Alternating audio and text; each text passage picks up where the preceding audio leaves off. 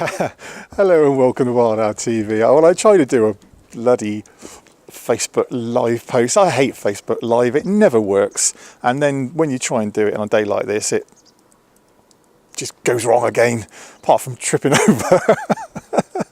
So here I am again. So this is the normal way I do it, which is with my HD camcorder. What we're going to say, okay, let's just sit myself down here. So I've just dropped this camera on the floor as well, so it's not going too well today, but then it's not going too well for a lot of people, and I'm very lucky, as if you are lucky, to be at home safe, because this weather is pretty tough. So what's been going on today in the garden? Well, it really has been an amazing day, and lots of you are posting that you're seeing these Russian thrushes in the garden. And now every time I think about a Russian thrush, I'm thinking about something different. Oh, I should never have said that earlier on in that live broadcast. Anyway, it's a bit late for that. It's done, it's gone, and you've seen it. So anyway, we'll get off of that subject. I got a few people that commented about when I was tickling the breast of a robin the last time I did a video diary. So it's, I don't, trust me, this is a family show, so we shan't be going down that road very often. Let me just show you how the garden is at the moment. It really is quite dull here, in the sense there's not a lot of light, what I've been doing all through the day, I've literally, we were supposed to be in Devon this weekend, believe it or not, and we were travelling down to Newton Abbot this morning, and obviously that wasn't going to happen, so we're home instead. So we took a walk up to the shops earlier, and as I mentioned earlier in my very short live broadcast, is when I was in the supermarket, I bought some fruit, and Jackie and Emily thought I was actually buying fruit to have a nice fruit salad this evening, but no, it's for the birds. So what I've been doing is I've been sprinkling fruit onto the frozen pond, simply because that part of the pond is not covered in deep snow, because pretty much anything else I'm putting out is disappearing into the snow. I mean, the birds are finding it, but it still is much harder for them. All day I've had fieldfares in the hedges, and as I'm now doing this, I'm noticing that some of them are flowing away. And we also had a spectacle where I had, just get myself back on camera again, had a spectacle where, try not to fall down, where we had loads of black-headed gulls that suddenly appeared over the garden, and there was about 20 of them. So this weather is really sending these birds into different places to find food. So anything could crop up in your garden. I would love to think that we could have some waxwings in the garden, but there's nothing left for the birds to eat because I've been wiped out by fieldfares. My barn owl has just suddenly decided to say hello. Hello. And she's wondering why I'm talking. How are you keeping? Because it's hard for barn owls. Really hard. In fact, maybe we'll just do a little bit, just see if we can get into her aviary. Oh, I have to take her in some food earlier. The problem at the moment for these birds is that I'm trying to feed them, but the food is freezing. There we are then. So this is a bit different, isn't it? So tell everybody how hard it is for a barn owl in these conditions.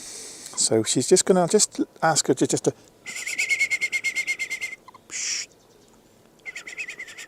It's all right. So let's do a little something a bit different, shall we? Let's zoom this out. Right then.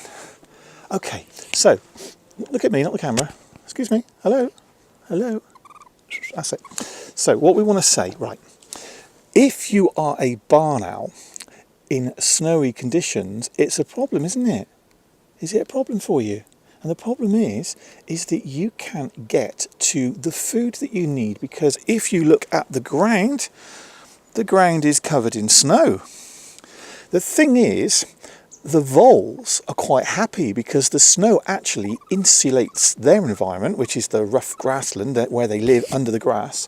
And so voles are very happy. And actually, when you have lots of snow on the ground for long periods, the voles carry on feeding on the grass that's already there, and they carry on breeding. It's quite warm, and they have a whale of a time. And their populations can actually increase. The problem is, though, birds like barn owls aren't getting as much food as they need.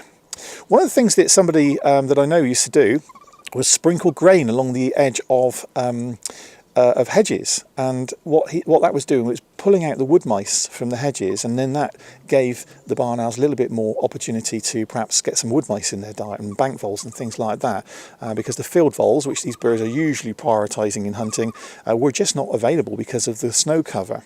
And the thing about barn owls is barn owls don't have very much fat reserve. So if you look at the actual size of a barn owl, so we can, all right, darling. It's all right, it's a bit camera shy, aren't you? But they aren't actually very big birds. They're very, very, very thin birds, and you don't have very much fat, do you? Look at that, there's nothing there, really is nothing there. So it's very important that she actually keeps her weight up. So let's go on there, darling. There you go. That's it.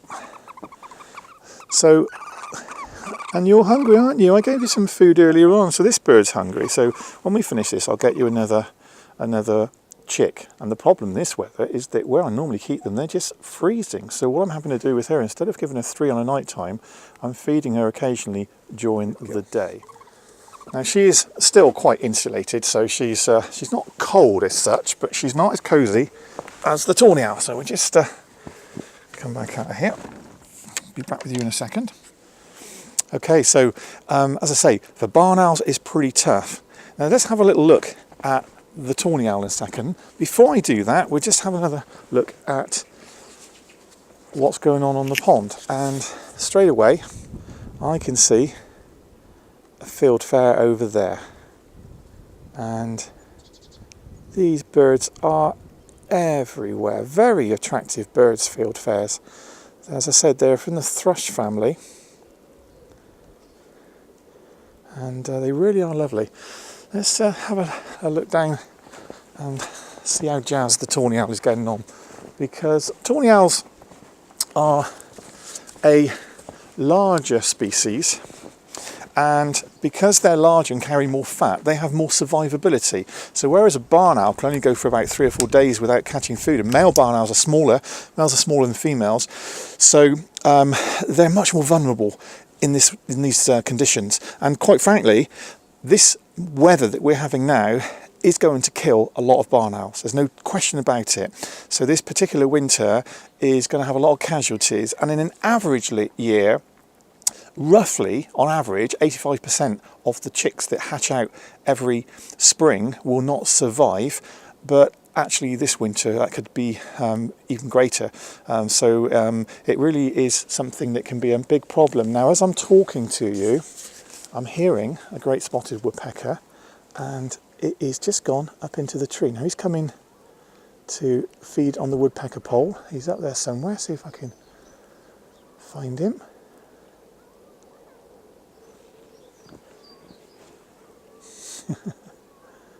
He's funny. There we go.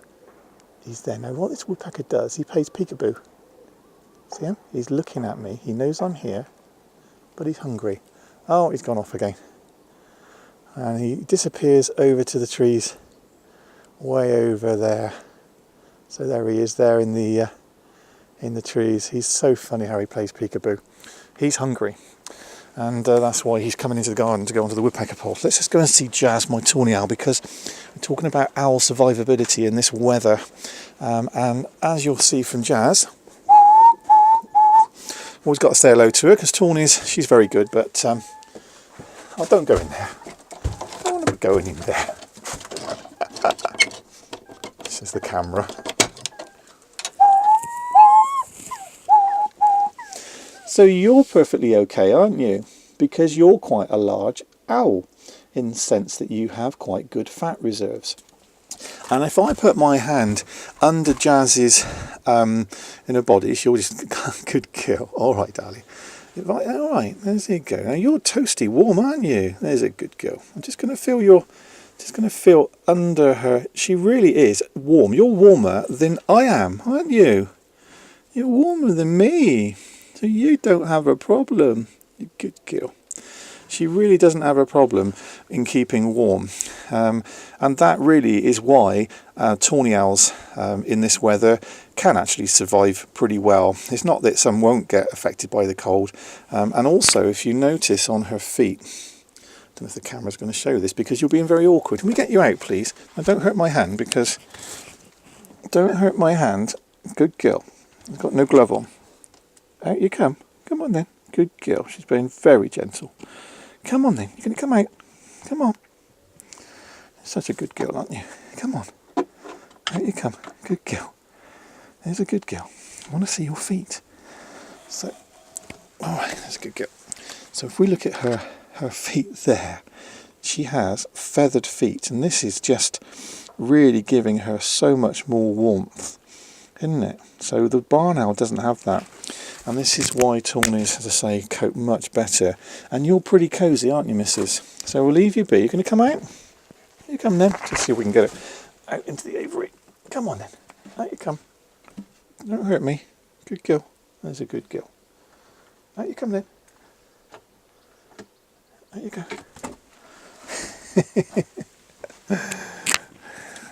All right then. Another owl that is camera shy, aren't you? She's quite happy in here. She's got a shed and an outdoor area. Got to make sure that she keeps she gets water as well, because she'll need regular topping up. Okay, so what else can we talk about? Well, the bumblebee house is this is the new designer bumblebee house, which is a Arctic bumblebee house. As you can see, it's especially adapted for deep snow, and there's unlikely to be anything in here.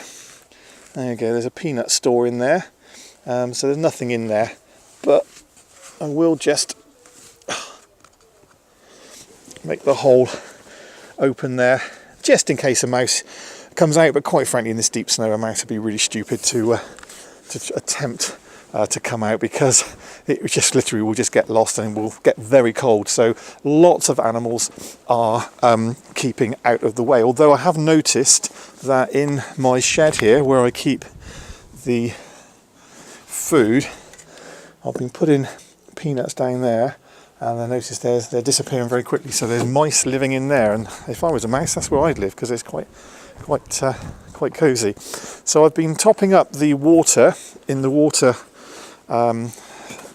containers, and yeah, that's still there, but it is getting very cold and freezing. Obviously the woodpecker pole is charged with suet, which the birds have been enjoying, and I think probably as the day's moving on, there's less birds around. I mean, they have been feeding here in the garden, but we'll see if there's anything going to take any food off my hand.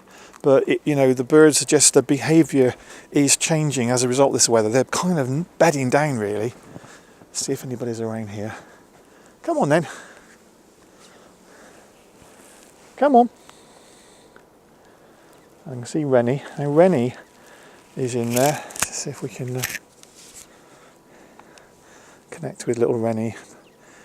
For a little bird like a wren, it really is important to carry on feeding, keep feeding, and the wren won't eat the fruit, but it will have live mealworms, and he has been around regularly, and I've been trying to give him food to keep him supplied with energy, because when you're small you don't have a very big fuel tank.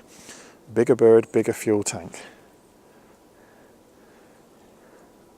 Unfortunately the waterfall is given up now, so there's no fresh water being provided there in the waterfall, and once again this feeder here, this water bowl bath, has been charged with water. So and what I've been also doing is just keeping the snow off the food so the birds can see what's there. Some nice blackberries there for them. I can hear some sparrows up in there. There's our grey wagtail again, just gone over there.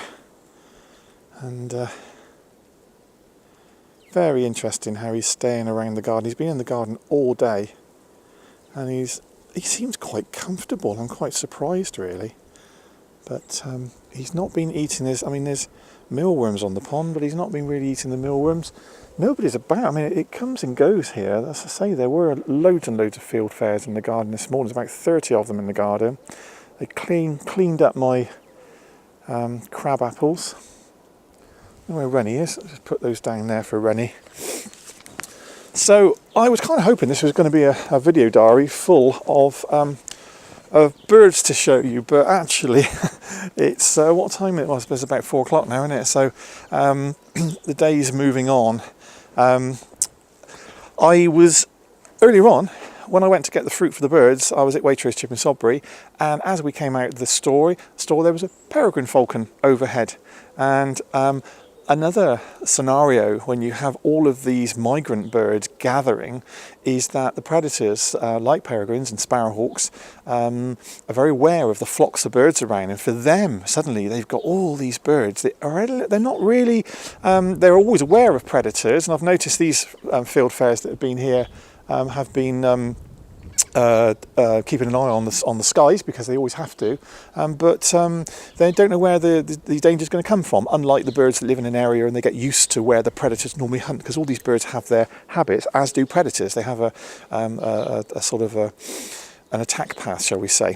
So a peregrine can do probably quite well eating a few Russians, which yeah, I want to get into that. Forget that Russian thrush thing anyway.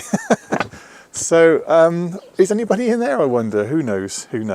But I haven't seen any goldfinches.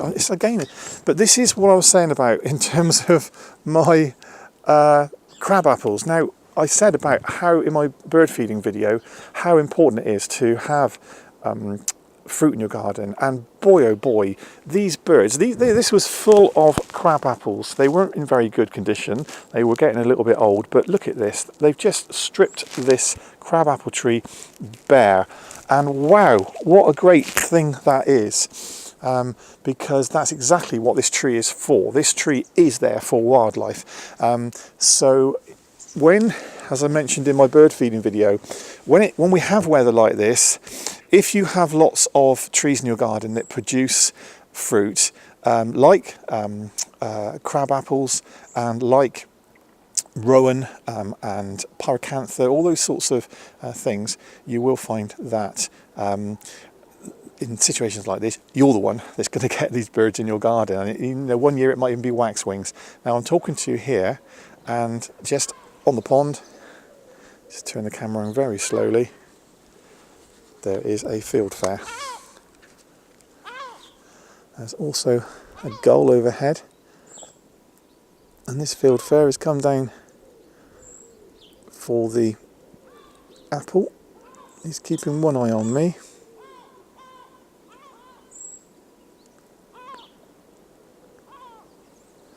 There's one fieldfare, it might be this one, that is really, really territorial, and any others come in the garden, he immediately goes over and chases him. So if you don't know what a fieldfare is, his chances are you're going to get one in your garden if you're putting out fruit for them. They have got these yellow beaks and grey heads. They've got like a rusty orangey yellow on their breast feathers, and they really are lovely looking birds. And as I said, there was a lot of them in the garden this morning. The pied wagtail thinks it's a kingfisher. That's your pied wagtail there.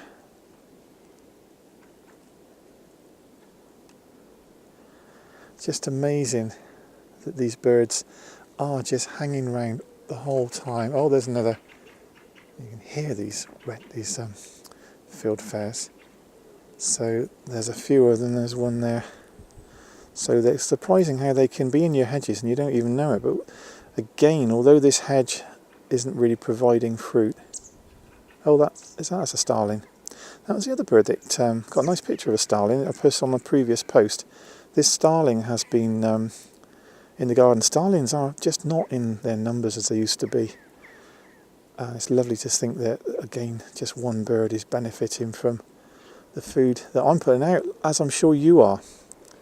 I would also like to say that I'd like to thank you for sharing my bird feeding video, and thanks particularly to Steve England, who's got a lot of connections, and Steve very generously has shared it to some of the groups that he's belonged to, and it really has been a massive help. Rich McD, all of you that have shared, it has over 50 shares and over 1,000 views, and I'm so pleased. And wow, what timing that was, unusual for me, I know. Like I said earlier, I'm never the most organised person, but just to think that, you know, producing a simple video with simple information, which is simple but so effective and so important, that it's prompted lots of people to put food out for their birds, and I know that lots of you have had results as a result. So, you know, I'm thanking you, and you can thank the birds, and they're thanking you. It goes round in circles, and you will get tremendous pleasure. So, yeah, there's two, going backwards and forwards here, two redwings over there now. Listen to that noise.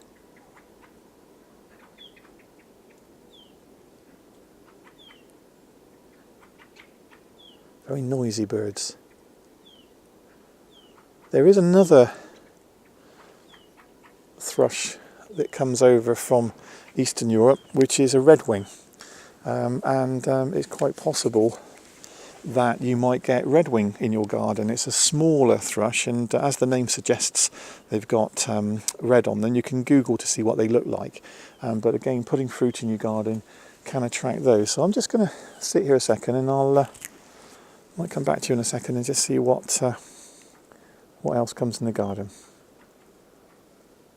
Okay, so welcome back, and not a lot happening, but this blackbird has just come in, and it's another regular bird around the garden. We've got both the wagtails on the pond at the moment, those guys there, but also we do have a fieldfare that's just flown in as well. And I've noticed the fieldfare have taken a bit of a liking to the mealworms. So there is apple on the garden, but they do seem to like the mealworms. I think those ones down there might be dried mealworms. So that's another thing you could sprinkle on your garden if you can avoid them being covered by the snow. Aren't they pretty birds, fieldfares? You'll notice his feet are disappearing into the ice because that pond is got slush on the surface. Off he goes. So yeah, it's really you just never know what is going to fly in and start feeding in the garden, and it really is it's a difficult time for the birds when they've got all this snow on the garden, but it's also an exciting time for us because anything could appear, because all the birds are moving into the areas where they can find food. And I've said before that our back gardens are becoming the nature reserves of the country, and I don't think there's any doubt that in this weather, when we feed the birds like we do, there's no doubt that it really is helping to keep these birds alive, which is why they're here. So I'm going to finish this diary. I've rambled on again, but thanks for watching Wild Owl TV, and I hope that you've enjoyed this little experience. This snow will be gone within a couple of days, so enjoy your field fairs while you can, because it might be 2 or 3, 4 years before you get them in the garden again, depending on what the weather does. And I'll just leave you with a shot of the garden as we finish the day, because it really is getting quite dull now. And as I may have mentioned in my live broadcast, I should have been in Devon today for a 3-night stay, and it never happened. So I'm very happy to be spending my time in the garden. I'm just looking for a bird here. I've zoomed in on something, I can't see it. Oh, there he is. God.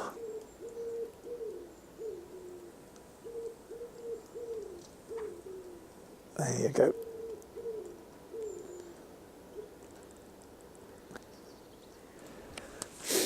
So there you have it. So thanks for watching Wild Owl TV, and I hope you enjoyed that, and we'll see you again. Okay, bye.